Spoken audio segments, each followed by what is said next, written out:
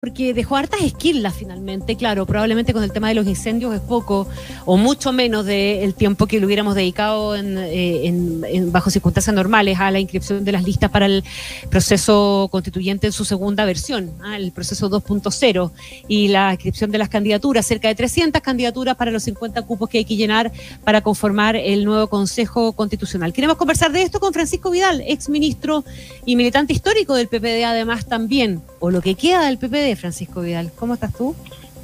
Muy buenas tardes, Cody. Hola, Matías. Buenas Aquí tardes, estamos, muy Francisco. bien. Francisco, a estas alturas, una de las características que ha tenido este proceso, que yo diría podría ser incluso una cualidad, pero eso puede ser discutible, es que está mostrando con algún grado de transparencia diferencias que se vienen dando hace mucho tiempo, y que son diferencias que podríamos catalogar incluso de bien profunda. Que sean diferencias profundas no implica que necesariamente acarreen una división o una separación, un divorcio finalmente, ¿verdad? Se puede convivir con diferencias. Pero el proceso constituyente en su primera versión, el que se saldó el 4 de septiembre con el plebiscito, marcó parte importante de esas diferencias. Y ahora, para esta segunda etapa, esas diferencias se cristalizaron. Esto que está pasando en el socialismo democrático, entre el PPD y el PS, dentro del propio PPD también, es parte de ese juego, ¿no? O de esa dinámica. Yo creo, fíjate, que se está dando a partir del lunes a las 12 de la noche una situación bien insólita. Lo que elegimos el 7 de mayo, estimados auditores, son los 50 convencionales que van a deliberar la propuesta que le haga la comisión de expertos. Uh-huh. Pero la política tiene contradicciones. Entonces lo que yo veo, la derecha dividida en 3 listas y nosotros en 2, es que por sobre el objetivo que acabo de escribir, lo que hay es una competencia por la diferenciación, por las identidades y por los proyectos de largo plazo. En el caso de la derecha, por ejemplo, Connie y Matías, si el objetivo fuera lograr la máxima cantidad de convencionales, lo que correspondía era la lista única de la derecha.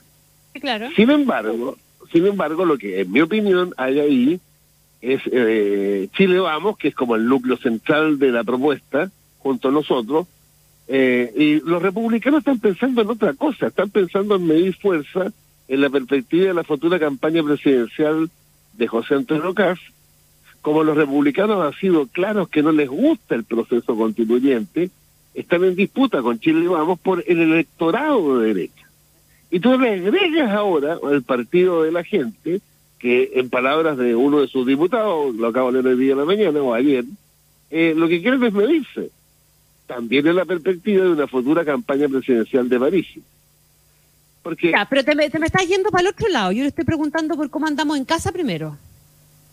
Bueno, ahora en casa estamos, yo diría que con una doble ruptura, lo que nos ha pasado.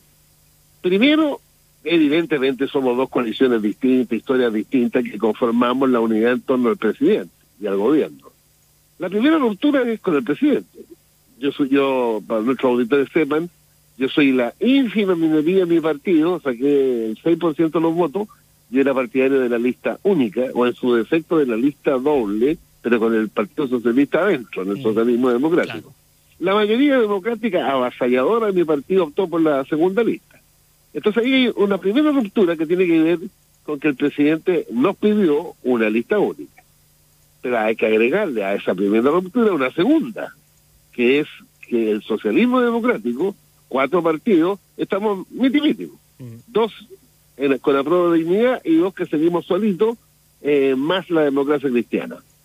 Entonces lo que primó no es, vuelvo al inicio de mi argumentación, lo que primó no es la mayor cantidad de convencionales para redactar la Constitución, sino que lo que primó fue la identidad de cada bloque, en el caso de la izquierda, digamos, y de la centroizquierda. Ahora, veremos lo que pasa el 7 de mayo a las 7 de la tarde. Porque yo creo que además es muy importante para nuestros auditores cómo partimos esta carrera. Esto es bien importante. Fíjate que en el caso de la derecha, si tú te vas hace 15 meses atrás, que es la última elección que hubo en Chile, de la parlamentaria diputado, la derecha, Chile Vamos tiene 25%. Los republicanos 10%. Y el Partido de la Gente 8,5%. Mira el caso nuestro. La lista esta que se llama Unidad por Chile, si tú sumas... Que la Prodignidad más el PS. Más socialistas y liberales, 28%. Y el Todos por Chile, PPD, Radicales, Demócratas Cristianos, el 10%. Eso, bueno, alguien me podría decir que eso ocurrió hace 15 meses. Bueno, pero la gente se olvida que hace 2 semanas apareció la primera encuesta pública con intención de voto, de Activa Research. ¿Y qué te dice eso? Ahora, no, hace 2 semanas, no hace 15 meses. En las 5 listas se ordenan, y si bien es cierto, la mitad de los encuestados no responde, no sabe, no está decidido, el 50% que sí responde nos abre también otra perspectiva. Fíjate que primera mayoría relativa a Prodignidad, hoy día se llama Unidad por Chile. Segunda mayoría, Chile Vamos. Tercera, Partido de la Gente. Cuarta, los republicanos. Y quinto, el socialismo democrático. Entonces, lo que va a pasar con Matías es que en la tarde del 7 de mayo se van a reordenar las fuerzas. Yo soy partidario de que volvamos integrando con socialistas y liberales. Pero vamos a ver cuál es el resultado electoral. Pero, Francisco, entonces, ¿cómo se explica usted, más allá incluso de las encuestas, que uno podría decir, claro, el PPD opta por una lista separada por una razón identitaria, por sobre todo, por la idea de acercarse quizás más al centro, reivindicar esa postura política, etcétera, pero para hacerlo tenía que romper también algo que era fundamental de su identidad, que era la alianza con el Partido Socialista que se había marcado desde el retorno a la democracia. ¿Por qué siente usted que la mesa directiva nunca se movió de esa postura? Porque el discurso de la mesa directiva es: hagamos una lista complementaria a Prodignidad para, comillas, ensanchar la base social de apoyo al gobierno. Ese es el objetivo. Bueno, ojalá que se cumpla, pero los números, por ahora, las cosas pueden cambiar, no me indican eso. Porque fíjate que en esa misma encuesta que hago referencia de hace 2 semanas atrás, la lista unida llegaba al 21%, seguía siendo la primera mayoría relativa con respecto a las otras fuerzas. Pero al final, ¿qué es lo que me importa? Lo que me importa es defender el socialismo democrático como bloque. Entonces yo esto lo veo como un paréntesis electoral, una especie de ruptura consensuada entre el Partido Socialista y los liberales por ese lado, PPD y radicales por este otro, y nos volveremos a encontrar el 8 de mayo en la mañana. O sea, le estamos quitando un poquito de dramatismo, porque en algún momento se entendió de que dependiendo de cómo se diera todo, ibas a hacer una evaluación, y uno entendió por eso que eventualmente te podías salir del PPD. No, las peleas hay que darlas adentro, y te reitero, yo creo que la decisión de varios de nosotros es permanecer en el PPD, sin duda, apoyar al gobierno del presidente Lagos, apoyar en particular a la ministra del Interior, que es militante de nuestro partido. Apoyar al una situación como curiosa. Ojo, tuve un retroceso. Dijiste apoyar al gobierno del presidente Lagos. Mira cómo será la psicología. Déjame preguntarte algo a propósito justamente del apoyo al gobierno del presidente Boric. Esa encuesta a la que tú haces mención de Activa Research decía que el primer lugar en intención de voto lo podía tener a Prodignidad, pero eso se condice bien poco con el resultado que tienen las encuestas el gobierno del presidente Gabriel Boric en términos de aprobación, él en particular, y las figuras de Prodignidad que integran el gabinete también. Y de nuevo, en ese otro punto en particular, ¿no es esperable además en la lógica de que este tipo de elecciones terminan siendo un poquito un referéndum en respecto de los gobiernos, que al gobierno y a Prodignidad le vaya mal en esta elección? Mira, claro, con los datos lo que pasa es que a mí me dejó muy metido la encuesta de Activa Research, porque yo pensaba exactamente lo que tú me argumentas. Como el gobierno ha perdido 30 puntos de adhesión desde marzo del año pasado, del año pasado, a este febrero, no me cuadraba la intención de voto, pero puede haber ahí en 5 listas bastante fragmentadas que el Prodignidad original, Frente Amplio, Comunista y Regionalista, mantengan como un núcleo de voto duro que coincida en torno al 30% de apoyo al presidente, mientras 25. Que la derecha dividía en 3 y nosotros al lado, en complementariamente como radicales socialistas y demócratas cristianos, radicales PPD y demócratas cristianos hagamos la diferencia. Pero yo creo que la clave de esto, lo que va a traspasar la elección, es el resultado y qué va a derivar de ahí. Por lo menos hoy día, a 3 meses de esa elección, habemos muchos en el PPD que son 3 nuestros objetivos. 1, el apoyo irrestricto al presidente Boric. 2, el apoyo a la ministra del Interior, Carolina Toá. Y 3, no abandonar el socialismo democrático como bloque, en perspectiva estratégica.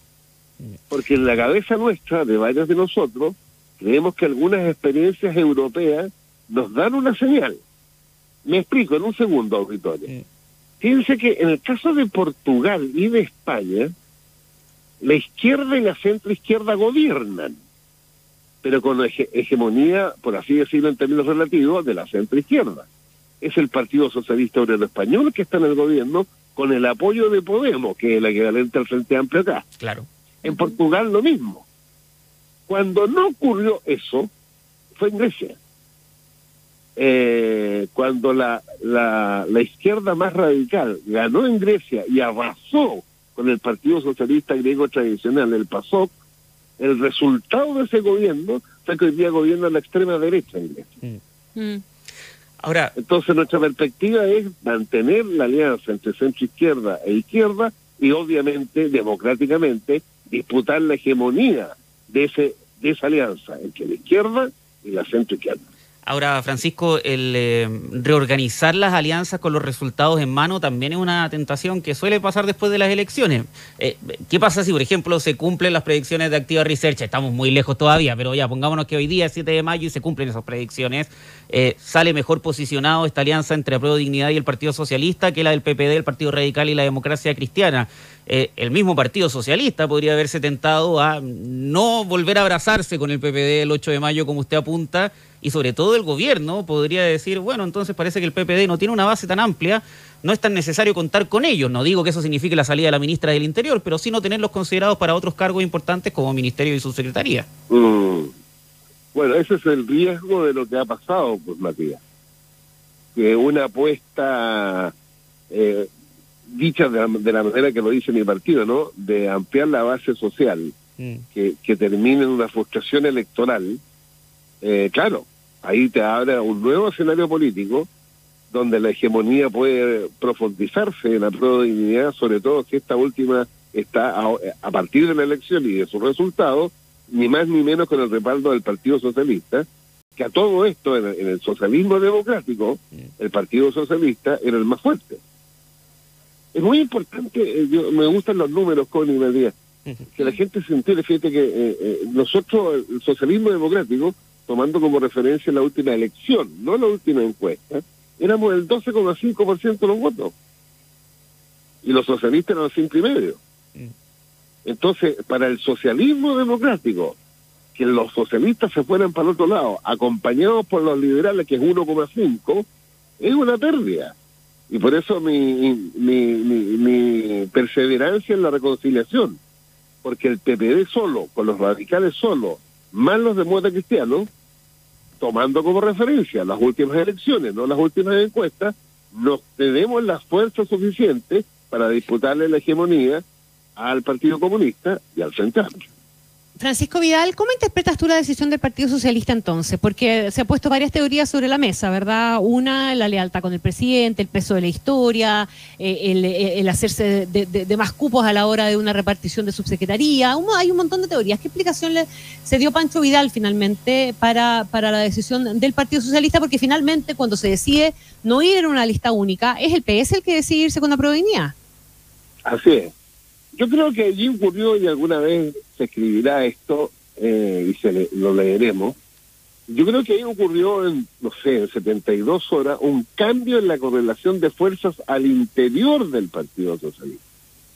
Porque yo creo que la tesis de una parte de los socialistas, cuyo guaripola es José Miguel Insulza, que lo ha dicho públicamente, de no abandonar ir el con los socialismo históricos. democrático, fue derrotada por el otro guaripola, que es Camilo Escalona, que siempre sostuvo que había que irse con apruebo de dignidad.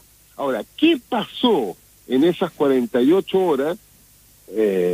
Alguna vez se sabrá. Yo tengo la idea, fíjate, que el concepto de Girardi de la lista del indulto, refiriéndose a la otra parte de la coalición, también afectó las decisiones socialistas. Porque yo creo que lo que hizo Girardi es un insulto al presidente. Finalmente él firmó los indultos, ¿no?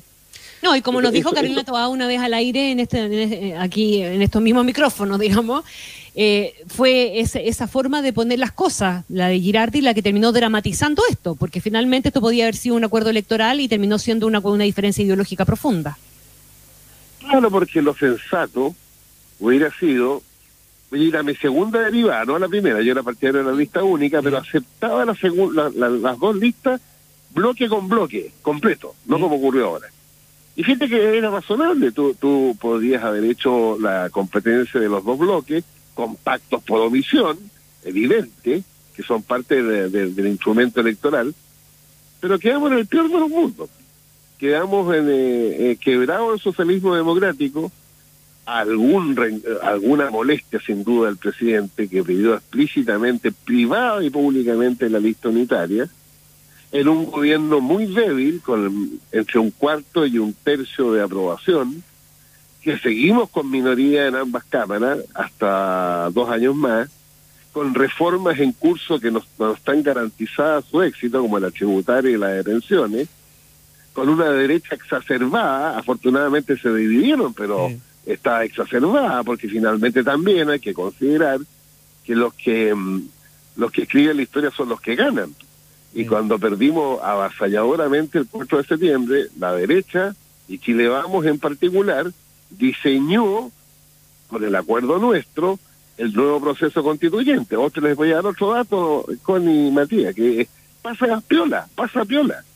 Al haber aceptado nosotros que el modelo de elección de los convencionales, los 50, sea modelo Senado, fíjense lo que les voy a decir, en términos de representatividad de los ciudadanos. Voy a comparar la Araucanía con la región metropolitana. En la Araucanía, con voto obligatorio, votan 900.000 y eligen 5 convencionales. En la región metropolitana, con voto obligatorio, votan 5.800.000 y eligen también 5. Con una diferencia, pues. En la Araucanía la derecha es 4 y nosotros 1. En la región metropolitana 2 y 2 y en disputa el 5. Claro. ¿Qué tal? Es algo que hemos comentado también en otros análisis, en que efectivamente el sistema que se estableció de alguna forma vulnera un poco la representatividad, pero Francisco, le quiero volver a la figura de Guido Girardi, porque también usted probablemente lo conoce mejor que uno, y es porque uno no lo conoce nada, ¿no? Y me gustaría entender... Lo conozco tanto que fui su jefe de campaña. Sí, la primera vez que Girardi fue candidato a diputado y la única vez que ha sido derrotado. Girardi fue candidato a diputado en 89. De ahí que Girardi no lo quiere a Francisco Vidal. Y me pidió hacer, pero que íbamos por las Condes, Vitacura y Lo Barnechea. Es como ganar en Stalingrado, es posible. Ya, pero como usted lo conoce, ¿cómo explica también, o nos puede explicar, esa vuelta también de posición que tuvo en último minuto, ¿no? Porque después de pasar de la lista del indulto, de efectivamente, como dice la Connie, de haber cargado ideológicamente las diferencias entre ambos bloques, haber pasado en un último impulso, tratar de convencer a la directiva del partido que fuera una lista única, es algo que desde afuera por lo menos todavía llama muchísimo la atención. ¿Qué cree que pasó ahí? No, lo que pasa, mira, va a ser súper riguroso. En el Consejo Nacional del PPD, que con un 94% aprobó las dos listas, obviamente Girardi habló. Y cuando habló dijo toda la argumentación para las dos listas, pero hizo una prevención. Está escrito, está grabado. Y la prevención fue la siguiente. Si finalmente el Partido Socialista opta por el otro camino, debemos reconsiderar la decisión que estamos tomando hoy día. Eso lo dijo Girardi. Entonces lo que hace Girardi 24 horas antes es consistente con lo que dijo 3 semanas antes. Así es, esa es la rigurosidad, de verdad. Porque si no aparece una vuelta en el aire sin sentido. No, él hizo la prevención. Que desde afuera parecía absolutamente sin sentido, por eso lo estaba preguntando. Por eso te digo, es que lo que pasa, claro, tú me preguntas y yo te cuento la verdad. Pero Girardi hizo la prevención. La verdad es que varios hicieron la prevención de los que estaban por las 2 listas. Pero ahí un sector importante del PPD decía, oye, 2 listas, ni un problema, siempre y cuando en esa segunda lista se mantenga integrado el socialismo democrático y evidentemente el Partido Socialista. Francisco, ¿qué consideración le merecen a Pancho Vidal los nombres, la vuelta de los viejos tercios que se da en más de un caso, en definitiva, ¿verdad? No sé, estoy pensando en el caso de Sergio Vitar, en el caso del PPD o de Ricardo Núñez, en el caso del Partido Socialista. Lo que pasa, pues, Connie, que si tú analizáis bien, lo hice bien con mi obsesión permanente, vi las 5 listas, yo te diría que el denominador común de las 5 listas es entre el 90 y el 95%, desde el punto de vista de la visibilidad pública, de la opinión pública, de la historia, es prácticamente gente desconocida. A nivel nacional, puede ser conocido en las provincias y en las regiones. Pero te voy a hacer un repaso del otro 5%. Vitar en Iquique, Ricardo Núñez en Atacama, Aldo que fueron Valle, regiones, paréntesis, Núñez, perdona, fueron Paraíso. regiones suyas cuando fueron parlamentarios. Sí, claro. Ellos son hombres de esas regiones. Fueron electos en esas regiones. Sí, claro. Después tú sigues en la metropolitana, lo que tienes más conocido históricamente es la Carmen Frey, y tenés que saltar hasta Vigo Vigo, donde está el que fue diputado, yo le decía el almirante, Ulloa, que fue intendente de Minera. Espérate un poquito, hay un diputado de Renovación Nacional, Germán Becker, en Temuco, y bueno, y Andrés Saldívar, que cierra el paisaje geográfico en Aysén. Francisco, hablando de los nombres también, ¿qué le merece a usted el nombre de Pablo Maltés y toda la polémica que trascendió respecto al acercamiento? Pero algunos se tentó, en mi partido algunos se tentó porque, mira, lo que sucede, el temor que tengo yo es que las lógicas electorales son como una droga. Entonces los candidatos, por salir y por tener más votos, de repente se vuelven loquitos. Y una expresión de eso fue lo que casi ocurrió en Valparaíso con Maltés. Porque anda a explicarle tú a la ciudadanía que el PPD hubiera llevado de candidato a alguien que es opositor al gobierno y la expresión máxima pero del ¿en populismo. qué cabeza cupo eso? ¿En qué momento? Porque de verdad no se entiende. Bueno, lo que pasa es que hay que a nuestros auditores que entenderles que cuando se empieza con la lógica electoral y cuyo objetivo único es ganar la elección a todo evento, ocurren estas atrocidades. Pues. Les recuerdo, para hablar de mi partido y no operar a otro, que alguna vez fue candidato a alcalde de Valparaíso. ¿Cómo se llama este hombre que era como este cantante? DJ Méndez. DJ Méndez. DJ Méndez. Por ejemplo, cuando a mí me dijeron, yo era miembro de la comisión política, oye, aquí, DJ, ¿pero qué es esto? Les dije yo, no, que arrasa en voto. Mira la lógica, arrasa en voto. ¿Qué bueno? Entonces, imagínate, pues. Eso ocurre, Eso ocurre en las campañas, cuando los partidos están débiles, somos débiles, hay poca disciplina, cada dirigente y cada parlamentario es una pyme. Me encantó lo de José Miguel Insulza hace como un mes, ¿se acuerdan ustedes? Cuando la bancada de senadores socialistas dijo o votó con respecto al fiscal nacional dividido y José Miguel era el jefe de bancada, conociendo a José Miguel Insulza le dijo, ¿saben qué más? Tómense la jefatura de la bancada, se las regalo, porque cada uno de ustedes hace lo que quiere. Bueno, eso es lo que pasa en el Parlamento, cada uno hace lo que quiere. Y ahí entramos, muchachos, a otra conversación donde yo creo que la falla geológica del sistema político en Chile es el sistema electoral para elegir a los parlamentarios. ¿Sí saben cuántos partidos hay hoy día representados en el Parlamento? Hoy, 19. 19. Ya, don ustedes Francisco saben Vidal, cuántos partidos dejemos esa que tiene- conversación para otro día, dejemos esa conversa para otro día, porque Ya. lamentablemente se nos acabó el tiempo. Pero vale la pena que la Ya tengamos. me había ¿ah? apasionado. Ya, está bien. No, siempre muy entretenido. Muy Muchísimas entretenido, gracias, Francisco Vidal, que estés muy bien. Un Que abrazo. estés muy bien. Yo sigo aquí mirando el Pacífico en más intensillo. Ah, Qué bien, bien. pues disfrute. Disfruta. Chao, Francisco, Ya. gracias. Chao, muchachos. Chao. 1:27. Cruzamos los distintos caminos de la información. Estás en Infinita y esto es